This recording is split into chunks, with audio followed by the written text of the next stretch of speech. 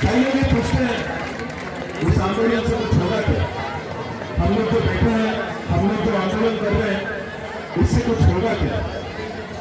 मैं इतना याद दिलाना चाहता हूं, जब आंदोलन शुरू कर रहे थे तब अमित शाह ये कह रहा था कि हम 2024 के अंदर कान खोल के सुन लो, एनआरसी लेके आऊंगा ही आऊंगा।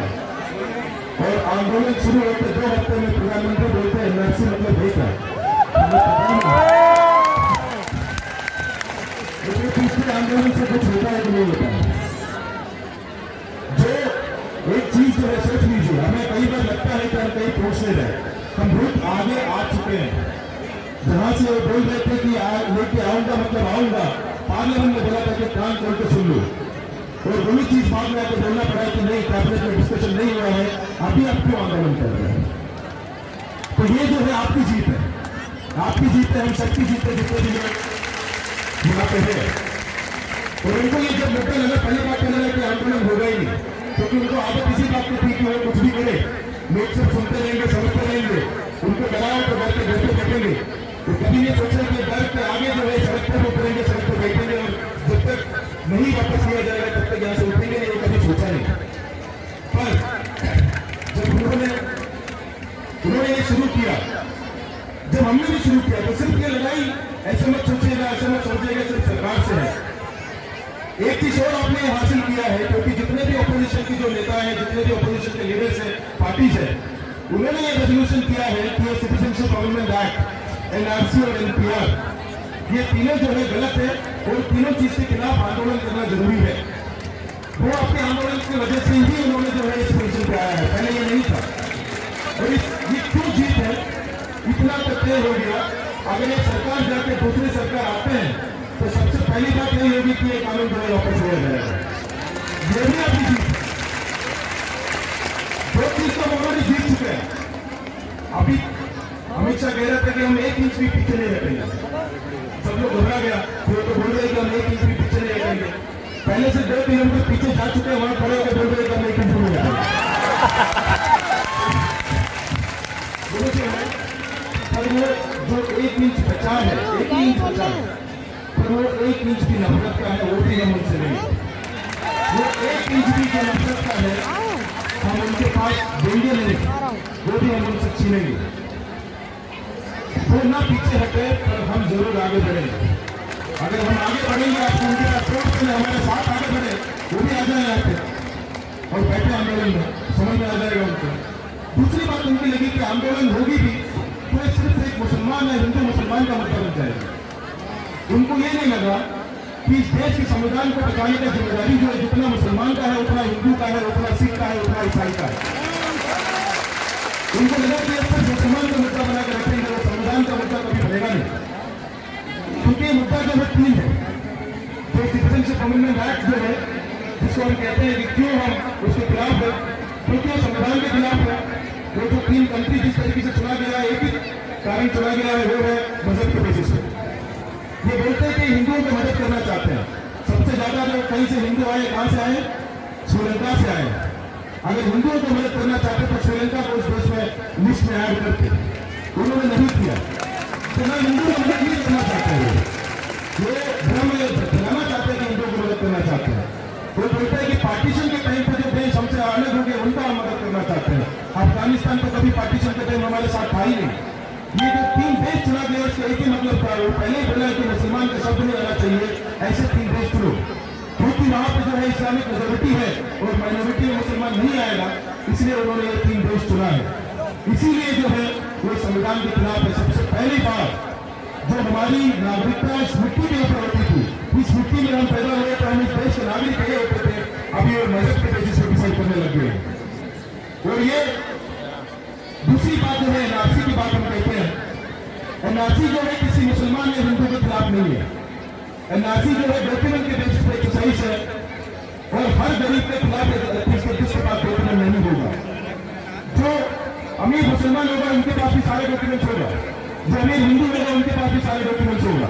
जो ऐसे गरीब, जो आप कई सारे लोग बिहार, उत्तर प्रदेश, कई सारे यहाँ पर अगर रिक्शा चलाते होंगे, दुकान चलाते होंगे, अपने मुंबई में रहते होंगे, कहीं रहते होंगे, उनके पास ये सब डॉक्यूमेंट्स नहीं होगा। जब सरकार बोलेंगे कि लेके आओ, क्या होगा?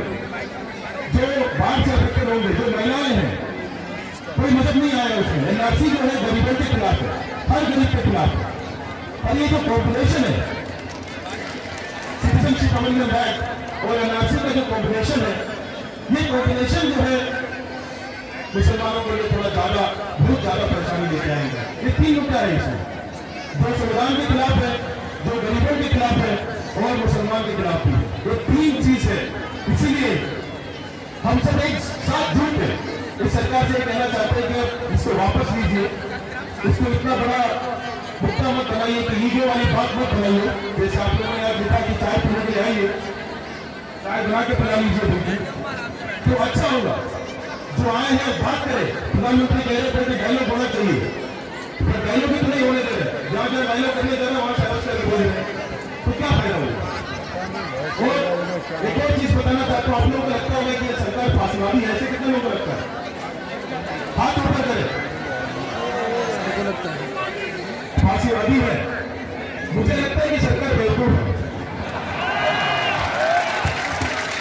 मैं वो सिर्फ इसी बात के लिए नहीं कह रहा हूँ।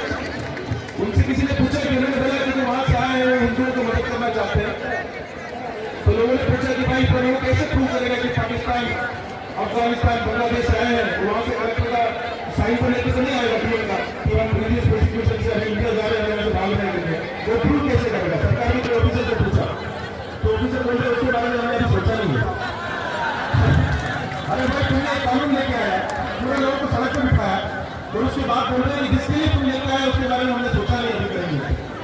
दूसरा किसी ने सवाल पूछा, अरे मान लीजिए आप ढूंढ लिए 1 करोड़ 2 लोग ऐसे लोग हैं जिनका कागज ना होने के कारण आपने पता कर लिया, बोल दिया कि भारत का नहीं है, कागज ना होने के कारण, उसकी वजह करोगे क्या? ये 2 करोड़ लोगों के साथ आप करोगे क्या? कहाँ भेजोगे? बांग्लादेश भेजोगे? वो तुम नहीं लेने वाला, पाकिस्तान भेजोगे। आप वो बोलने को तो डिटेंशन सेंटर बनाएगा उनके लिए। अगर 2 करोड़ के लिए डिटेंशन सेंटर बनाना है तो दिल्ली जैसा एक प्रदेश बना के देना होगा उनको। क्या प्लान है?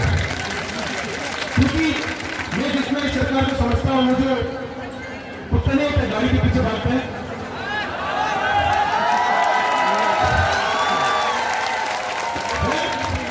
जो गाड़ी के पीछे भागते हैं वो हर दूसरे दिन उठ के जैसे बोलते हैं कि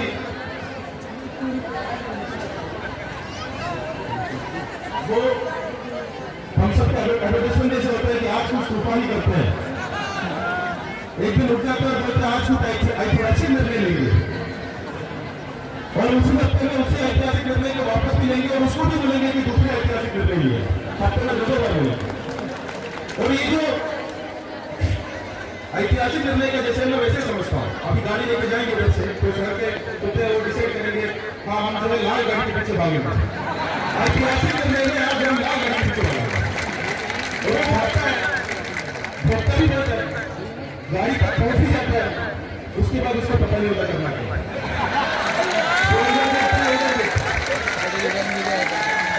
ये सरकार की हर एक चीज अब उत्तर देगी जो वैसी है। सरकार को मैं इसे ज्यादा नहीं समझता हूँ, तो कई सारी चीज जो है मुद्दा हुआ हिटलर है, फांसीवादी है, फांसीवादी का मुझे नहीं लगता उनको स्पेलिंग भी नहीं आता होगा ठीक से। एक चीज समझना होगा, हम सिर्फ एक तानाशाह वाले सरकार से नहीं डील कर रहे हैं, एक बेवकूफ सरकार से भी डील कर रहे हैं, इसलिए वो खतरनाक हो जाते हैं। जो गाँव में होता होगा हट्टा कट्टा है, सर हट्टा कट्टा एक नहीं 2 है, तो अगर वो जाते हैं, अगर इसी भीड़ में आएगा तो हट्टा कट्टा को बोलने लग जाएगा तो छोट लोगों को पहुंचेगा, हमें चोट पहुंचना है, पर हमें पता है कि बेवकूफों से डील कैसे करना है, हम जानते हैं कि डील कैसे करना है और हम डील करेंगे।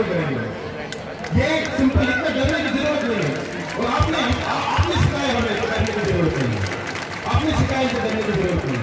आप इनकी हर एक चीज देख लीजिए, नोटबंदी लेके आया, बोला कि कालाधन वापस आएगा, कालाधन आएगा। मिलर टाइम्स की वीडियोस देखने के लिए यहाँ क्लिक करके सब्सक्राइब करें और हाँ, बेल आइकन जरूर दबाएं। अगर फेसबुक पर देख रहे हैं तो पेज लाइक करें। ताज़ा तरीन खबरों और मज़ामीन के लिए विजिट करें हमारी वेबसाइट www.millertimes.com। हमारी ये वेबसाइट उर्दू, हिंदी, इंग्लिश तीनों लैंग्वेज में मौजूद है।